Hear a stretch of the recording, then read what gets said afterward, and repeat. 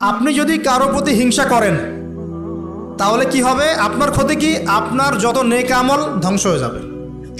হিংসা সেভাবে নেক আমলকে পুড়িয়ে দেয় যেমন করে আগুন কাঠকে পুড়িয়ে দেয়। হাদিস শুনেছেন হাদিসটা? হিংসা সেভাবে নেক আমলকে পুড়িয়ে দেয় যেভাবে আগুন কাকে পুড়িয়ে দেয়? কাঠকে। আগুন কাঠে আগুন ধরিয়ে দেন, কাঠ বাকি থাকে, কয়লা ছাই হয়ে যাবে। ঠিক একইভাবে আমল নামার নেকি সব ছাই হয়ে যাবে। আর যদি আপনাকে কেউ হিংসা করে, ঈর্ষা করে, মানে ঈর্ষা না, হিংসা করে এবং আপনার দিকে বদনজর দেয়, হ্যাঁ, আপনার ক্ষতি চায়, আপনার সাথে কুফুরি করে ইত্যাদি, তাবিজ কবজ করে, তখন আপনারও ক্ষতি হতে পারে। চোখ লাগলে, বদনজর হলে, তাবিজ কবজ, আপনার ক্ষতি হতে পারে। আর এই ক্ষতি থেকে আপনি বাঁচবেন কিভাবে? এটা তো আপনার হাতে নাই, তাই না? কেউ যদি আপনাকে ঈর্ষা হিংসা করে, এটা তো আপনার হাতে নাই, আছে? নাই। একটা উপায় হচ্ছে মানুষের থেকে নিজেকে যত পারেন আড়াল করার চেষ্টা করেন। এই যে বারবার বলি না, এত শোডাউনের দরকার নাই, ফেসবুকের দরকার নাই, অনলাইনের এই যে ছবি টবি দরকার নেই, এমনি এমনি বলি না। আমরা চাই যে মানুষ থেকে যতটা পারি আড়াল হতে, যতটা সম্ভব। কারণ এখন তো এর চেয়ে বেশি কিছু পাচ্ছি না, এতে ক্ষতি আছে, মানুষের চোখ লাগে। এখন আপনি বাঁচবেন কিভাবে? প্রতিদিন সূরা ফালাক, সূরা নাস, ইখলাস সকাল সন্ধ্যা 3 বেলা করে, সকাল সন্ধ্যা 3 বার করে সূরা ফালাক, সূরা নাস, সূরা ইখলাস। প্রত্যেক নামাজের পর আয়াতুল কুরসি, ঘুমানোর আগে আয়াতুল কুরসি, সূরা বাকারার শেষের আয়াত, সূরা মুলক। এই যে কোরআনিক চিকিৎসাগুলো আপনি যদি গ্রহণ করেন, ইনশাআল্লাহ তাআলা আপনি চোখ লাগা থেকে বাঁচবেন। ইনশাআল্লাহ ইনশাআল্লাহ আপনি বদনজর থেকে বাঁচবেন, হিংসার কুপ্রভাব থেকে বাঁচবেন ইনশাআল্লাহ। তো এগুলো কিন্তু হেলা কথা বলছি না, এটা এত মারাত্মক। নবী সাল্লাল্লাহু আলাইহি ওয়াসাল্লাম বলেছেন যে চোখ লাগা বদনজরগুলো এত মারাত্মক যে একটা জীবন্ত উটকে রান্নার পাত্রে নিয়ে আসতে পারে। এত ডেঞ্জারাস, এত ডেঞ্জারাস। তো হিংসা করবেনও না, হিংসার শিকারও যেন না হন। এই জন্য সূরা ফালাককে বেশি বেশি তিলাওয়াত করবেন। কুল আউযু বিরাব্বিল ফালাক মিন শাররি মা খালাক ওয়া মিন শাররি গাসিকিন ইযা ওয়াকাব ওয়া মিন শাররিন নাফাসাতি ফিল উকাদ ওয়া মিন শাররি হাসিদিন ইযা হাসাদ। আমি হিংসুকের হিংসা থেকে আল্লাহ তোমার আশ্রয় চাচ্ছি যখন সে হিংসা করে। পারবেন ইনশাআল্লাহ? আর কি করা যাবে না? আল্লাহর নূর মারিফত পেতে হলে অহংকার করা যাবে না। কি যাবে না? আল্লাহ পাক সব পছন্দ করলে অহংকার পছন্দ করবেন না।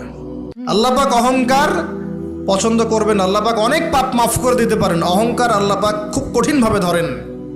আল্লাহ পাক খুব কঠিনভাবে অহংকারীকে আল্লাহ পাক কখনোই পৃথিবীতে টিকতে দেন নাই। অহংকার আল্লাহ পাকের চাদর, এটা ধরে কেউ টান দিতে পারে না। তো মনের মধ্যে যদি অহংকার থাকে, কোশ্চিন কালেও, ডিগ্রি সার্টিফিকেট অর্জন করেও আল্লাহর নূর পাওয়া যা, আপনি খিদির হতে পারবেন না, সিচুয়েশন বুঝতেও পারবেন না, সলিউশনও বের করতে পারবেন না। একজন সত্তার কথা বলে দেই, আমি আলোচনা গুটিয়ে নিচ্ছি আস্তে আস্তে ইনশাল্লাহ। একজন সত্তার কথা বলি, ইবলিস নাম আছে, মনে আছে? ইবলিস, সে কি আল্লাহর একজন আবেদ ছিল না? ইবাদত করে নাই? তার জ্ঞান ছিল না? প্রচণ্ড জ্ঞানী ছিল, আল্লাহ পাকের প্রচুর ইবাদত করেছে। কেন জাহান্নামী হলো? কি কারণে জাহান্নামী হলো? দেখেন, সে আল্লাহ পাকের আদেশকে লঙ্ঘন করেছে, সেজদা করে নাই, এই তো। আদম আলাইহিস সালামও তো গাছের কাছে চলে গিয়েছেন, তাহলে আদম আলাইহিস সালামও তো গাছের কাছে গিয়েছেন, আল্লাহ পাকের হুকুমটা লঙ্ঘন হয়ে গেল না? ইবলিসও তো লঙ্ঘন করেছে, তাহলে উভয়ের মাঝে কি পার্থক্য? পার্থক্যটা হচ্ছে আদম আলাইহিস সালাম ভুল করে তওবা করে ফিরে এসেছেন, অহংকার করেন নাই, করেছেন? পক্ষান্তরে ইবলিস ভুল করেও তার উপর অটল থেকেছে। সে বলেছে খলাকতানি মিন নার ওয়া খলাকতাহু মিন তিন। আল্লাহ, আপনি যে আমাকে বলছেন আদমকে সেজদা করতে, আপনি ভুল, আমি সঠিক। নাউজুবিল্লাহ। এই যে আবা ওয়াস্তাকবার, সে উদ্ধত হলো এবং অহংকার প্রদর্শন করলো, এই একটা কারণেই আল্লাহ পাক কি করেছেন? তাকে চিরস্থায়ী জাহান্নামে দিয়েছেন। কথা কি বুঝতে পারছেন? অতএব অহংকার থাকলে আল্লাহর নূর পাওয়া যাবে না। ইবলিসের ইবাদত ছিল, টিকতে পারে নাই। ওর কিন্তু ইলম ছিল, টিকতে পারে নাই। আল্লাহ বোঝার তৌফিক দান করেন। আর অহংকার মানে এই নয় যে আপনি ভালো জামা পরেছেন, ভালো একটা সুন্দর বাড়ি করেছেন, আপনার জুতাটা সুন্দর, আপনার মানে কিছু জমি জমা আছে, হ্যাঁ, আপনার চলাফেরা, আপনি শৌখিনতা পছন্দ করেন, এটার নাম অহংকার নয়। অহংকার কি?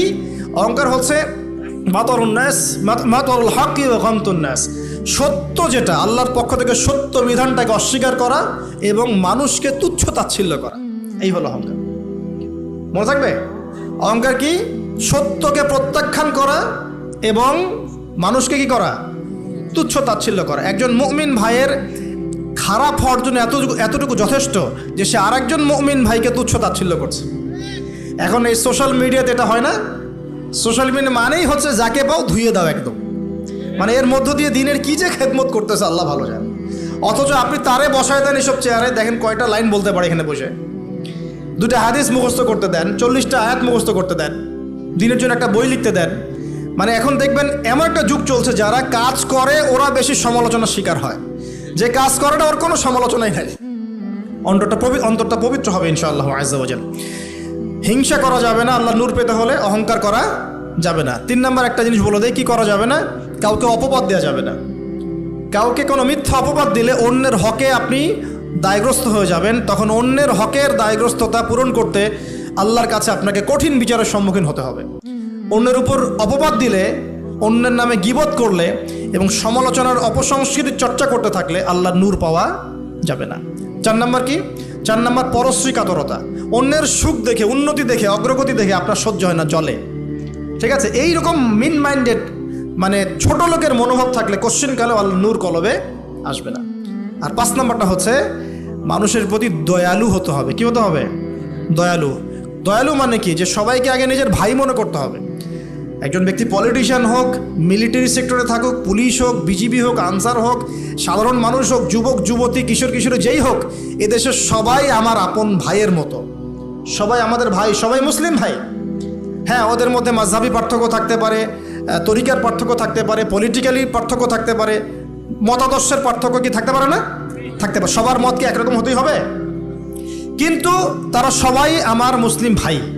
যতক্ষণ পর্যন্ত না তারা প্রকাশ্য কোনো কুফরির ঘোষণা দিয়েছে, ততক্ষণ পর্যন্ত কি সবাই মুসলিম ভাই। আগে সবাইকে ভাই মনে করে জনদরদিত হতে হবে। আগে সবার ভালোটা বুঝতে গেলে আগে জনদরদিত হতে হবে, রহম দিলওয়ালা হতে হবে। আপনি হকের উপর থাকবেন, ন্যায়টা ন্যায় হবে, অন্যায় অন্যায়। ন্যায় যদি আমার দুশ্মনও করে সেটাও ন্যায়, আর অন্যায় যদি আমার বাড়ির লোক করে সেটাও অন্যায়। একটা সৎ অন্তর লাগবে তো আগে। এই রহম দিলওয়ালা না হতে পারলে খিদির হওয়া যাবে না। কারণ আল্লাহ পাক খিদির সম্পর্কে বলেছেন যে আমি খিদির আলাইহিস সালামকে আমার পক্ষ থেকে রহমত দিয়েছিলাম, দয়া দিয়েছিলাম। সুবহানাল্লাহ। ওয়া আল্লামনাহু মিন লাদুন্না ইলমা, এবং আমি আল্লাহ খিদিরকে আমার পক্ষ থেকে জ্ঞান শিক্ষা দিয়েছিলাম। তো এই কয়েকটা বিষয় করা যাবে, আর কিছু কিছু বিষয় করা যাবে না। এইগুলো যদি মেনে চলতে পারি ইনশাআল্লাহ আমাদের কলবের মধ্যে আল্লাহর পক্ষ থেকে আল্লাহর নূর আসবে। সেটা হলো, কোরআন একটা সূরা আছে, সূরার নামই হচ্ছে সূরা নূর। কি নাম? এই সূরার উপর যদি আপনি আমি আমল করতে পারি ইনশাআল্লাহ তাআলা আল্লাহর নূর এবং মারিফত পাওয়া যাবে। কেন পেতে হবে এগুলো? কারণ এগুলো পেলে আমরা সেটা দেখবো যা সবাই দেখতে পারবে না, আমরা সেটা শুনবো সবাই সেটা শুনবে না, আপনি সেটা উপলব্ধি করবেন সবাই সেটা উপলব্ধি করতে পারবে না। বাহ্যিকভাবে সবাই একটা কিছু বুঝবে, কিন্তু আপনি রিয়েলিটি বুঝতে পারবেন যে আসলে বাস্তবটা কি হচ্ছে। এবং বাস্তবতা বুঝতে পারলে পরেই আমরা ইনশাআল্লাহ তাআলা ওই ফিতনাগুলো চিহ্নিত করতে পারবো, সেখান থেকে বাঁচার পথ খুঁজতে পারবো ইনশাআল্লাহ।